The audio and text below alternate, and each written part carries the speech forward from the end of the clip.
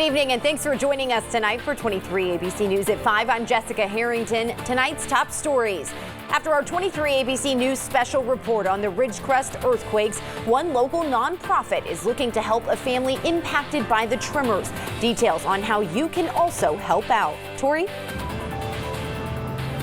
The city of Bakersfield hit with a lawsuit claiming they violated the Brown Act. We'll have details on a judge's ruling. Allison? And you can expect dry conditions as we head into the weekend, but we will be seeing an increase in winds in the mountains. I have more details on a wind advisory when 23 ABC News at 5 starts right now. Live from downtown Bakersfield, 23 ABC News at 5 starts now. Good evening. A state watchdog advocacy group says your tax dollars were tainted following a ruling by a Kern County judge stating city officials broke the law when they discussed Measure In behind closed doors. 23 ABC's Tori Cooper joins us live from City Hall in downtown Bakersfield. She spoke to the watchdog group and has more on how your tax dollars are being used to pay for this lawsuit and what advocates say was discussed without you knowing. Tori? Yeah, city council members chose not to discuss the full picture surrounding key financial issues plaguing the city of Bakersfield in front of Kern County voters. But rather, a Kern County Superior Court judge says they chose to speak about these topics in secrecy prior to your vote on Measure N in 2018. That judge now ordering city officials to pay for not providing sufficient information to voters. You may remember back in 2018, there was a series of city meetings pertaining to where your tax dollars were going to be spent. Madam Clerk, please call the roll. During these meetings, city officials outlined a ballot measure known as Measure N. It was described to voters as a new 1-cent sales tax increase within the city limits of Bakersfield, projected to yield $50 million annually for the city to spend on public safety programs, jobs, the homelessness issue, and other key spending priorities voters cared about, and eventually voted yes on in December of 2018. But Kern County Judge Schuett says city officials discussed a wide range of matters surrounding city budget, potential staffing cuts, tax increases, and Measure N legislation matters in secrecy during closed session meetings without the public's knowledge, violating the Brown Act. The Brown Act guarantees the public a right to attend and participate in meetings of local legislative bodies like the Bakersfield City Council. Watchdog advocacy groups First Amendment Coalition and Californians Aware tipped off by community members about the illegal meetings held by council. They say were disguised under agenda items described as anticipated litigation discussions required to take place in closed session. There's supposed to be some discussion either on the agenda or at the meeting of the facts and circumstances leading you to believe you're going to be sued. But none of that was on any of the agendas. But attorney Kelly Aviles, who filed and won the newest lawsuit against the city, says the city couldn't prove there were reasons to believe they were going to be sued for Measure N and in turn needed a closed-door litigation meeting. She says officials also refused to provide documentation from those closed session meetings. Judge Schuett pointing out information presented in those meetings included 3 sets of slides containing information and key facts taxpayers were entitled to know about before they voted. The judge now saying the city must turn over documents and pay for the attorney's fees acquired within this dispute, meaning taxpayers may have just got hit with another bill to pay. The people should have been involved from the beginning, and the city decided that they weren't going to let them be, that they wanted to sit in closed doors illegally and decide how things should happen, how they should deal with the budget issues in the city. City officials declined to comment, and the city attorney did not respond back about how this ruling will now impact taxpayer dollars or how Measure N will now look moving forward for voters. Now, advocacy attorneys say they are still unsure about what's next for Measure N, but they do say this could lead to more questions from community members about what may be discussed behind closed doors without them in the future. And as you just heard, city officials are still unwilling to provide further information about what's next for taxpayer money, Measure N, and of course how they plan to pay for attorney fees. But for now, live in Central Bakersfield, I'm Tori Cooper for 23 ABC News, connecting you. After being unanimously reapproved by the Kern County Board of Supervisors, the Grapevine project is once again facing backlash. The Center for Biological Diversity filed a lawsuit today challenging the reapproval, citing negative environmental impacts of the project under the California Environmental Quality Act. On Thursday, the county filed to discharge a previous ruling that blocked the project from moving forward. A hearing for this motion is scheduled for February 14th. According to developers, the Grapevine project is set to be the largest development in Kern County since Bakersfield. The 8,000-acre project is set to build at least 12,000 homes and 5 million square feet of commercial and residential development in the area. It's expected to bring new homes, condos, apartments, and about 10,000 jobs. The center previously challenged the project in January 2017. And the Tejon Ranch Company has responded to the lawsuit tonight. It released a statement which read in part, quote, "In this new lawsuit, CBD attempts to relitigate many of the issues on which it already sued and previously lost. To sue again over issues that previously the court ruled in favor of Tejon Ranch on, and on an issue it did not even raise for consideration by Kern County, is unconscionable." To read the full statement, be sure to head to our website, turnto23.com.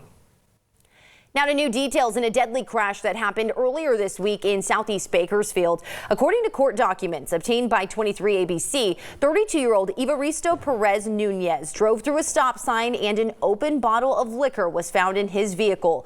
Nunez crashed into a vehicle in the area of Cottonwood and East Pacheco roads on Tuesday morning. 4 children were hurt and 9-year-old Emiliano Hernandez died as a result of his injuries.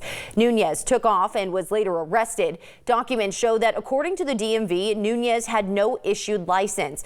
According to the documents, he also had an open container of liquor on the driver's side of the vehicle. Nunez stated that the vehicle was stolen. The documents also state that he drove through a stop sign and failed to yield to the cross traffic. Nunez is set to be back in court January 22nd. The off-duty Bakersfield police officer who fell asleep in a movie theater with a gun on his lap has been charged with misdemeanor drunken disorderly conduct. That's according to court records. BPD Officer Douglas Barrier was arrested at the Studio Movie Grill on December 20th after he was found asleep and in possession of a loaded firearm on his lap. Investigating officers determined Barrier was under the influence of alcohol. Officer Barrier was placed on administrative leave pending the outcome of an internal investigation. He's due in court on Thursday. We first told you about Crystal Hernandez during our special on the 6-month anniversary of the Ridgecrest quakes. The single mother of 3 still without a home. However, her heartbreaking story resonated with a local man watching, and now he's on a mission to help. 23 ABC's Emma Lockhart joins us in studio with more on how one woman's heartbreak is turning into hope for her and others. Emma? Jess, Hernandez shared with us pure emotions in that story. Just listening to her, you can hear the devastation, yet strength she carries through difficult times. But that pain in her voice touched Tony Martinez, the president of the local nonprofit Rebuilding Together Kern County. Their goal now is to help Hernandez and other Ridgecrest residents still in need. It's this touching moment. I don't want to lose that face.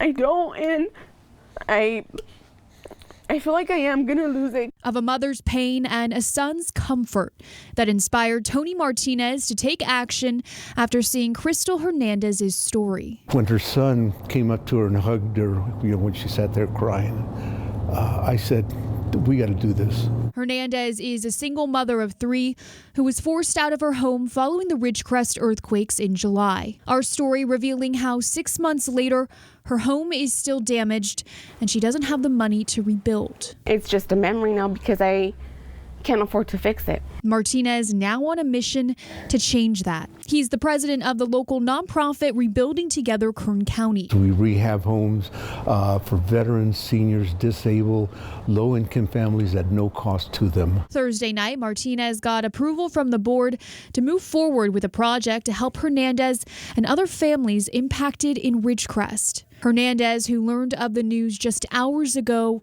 beyond grateful. Just hearing that little bit, that they want to help, you don't understand. It's overwhelming, but it's a good feeling. Martinez says the organization will need help from the community through volunteers and other partners that can assist in the project. Meantime, he plans on heading up to Ridgecrest to see the damage and talk with other organizations to get a better idea of the work that still needs to be done. And with this project is one that we know that if we get in there and get it done, it'll really impact Crystal and her children especially. And when I initially spoke to Hernandez for our special, she told me she chose to stay in Ridgecrest following the earthquakes because she wanted her children to grow up in a community that takes care of one another. Martinez stepping up to help, reaffirming her decision. And like I mentioned, rebuilding together, Kern County will need volunteers, money, and community support to get this project done. For more information on how you can help, head to our website, turnto23.com. Reporting in studio, Emma Lockhart, 23 ABC, connecting you.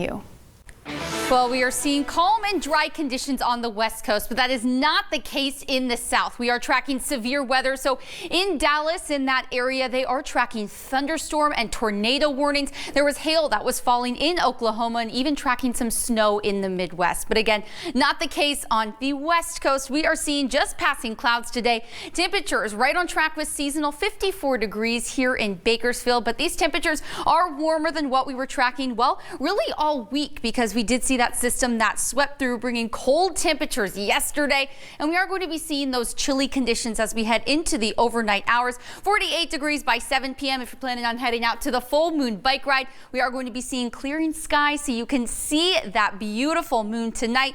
But we will be seeing overnight lows in the upper 30s. I have more details on what you can expect this weekend coming up next. The Panama Buena Vista Union School District Superintendent says the district has been hit with an aggressive ransomware attack. According to Superintendent Kevin Silberberg, the attack could have had a direct impact on how you communicate with your child's school. Silberberg saying there's a chance phone calls might not go through and you won't be able to check your child's grades online. The district's website also might not be working properly and you may not be able to email your student's teacher. Dismissal times will not be affected. The district telling 23 ABC the challenges have been with communication. However, it has been able to send messages through Parent Square. The investigation is reportedly in the forensic phase as they gather information on what happened. You know, we've had minor glitches before, but we've never had anything as substantial as this. But we're grateful that we do have some systems for communicating, and we're able to continue to operate and provide our instructional services and our meal services and our transportation services. But we are facing a few challenges on the communication side. The district says it believes it will be a couple of days before they'll be able to fix the issue. Governor Gavin Newsom wants to give $20,000 in stipends to teachers at high needs schools. Let me correct that. That was just one of the things he outlined during his budget proposal today. During the announcement, Newsom promised $20,000 stipends to teachers who make a 4-year commitment to work in high needs areas. It would be eating up $100 million of the state's budget for the next fiscal year. When it came to encouraging more teachers, he said it is not complicated and that the focus needs to be on recruiting. We have got to focus on recruitment, getting more college graduates to consider getting credentialed, and we've got to focus on these specific subject matters where we're seeing deep systemic underrepresentation. Governor Newsom also saying that they are really going to focus their efforts on special education. He says they want to create an economic incentive. From the nation's capital to Los Angeles and to even here in Bakersfield, millions of people will be marching in cities around the country in the annual Women's March. This is video from a previous march in downtown Bakersfield. Organizers say the event coincides with nationwide marches. The march will feature local speakers, more than 50 local nonprofits and local business vendors showing their support for equality and rights. The event is scheduled for next Saturday, January 18th from 10 a.m. until 3 p.m. at Central Park off of 21st Street in downtown Bakersfield. Still to come here on 23 ABC News at 5, new data revealing new information about vaping victims around the country. Details on the age of the youngest victim. Plus, messages have been released from Boeing employees who were critical in the 737 MAX. We'll tell you what some of them said.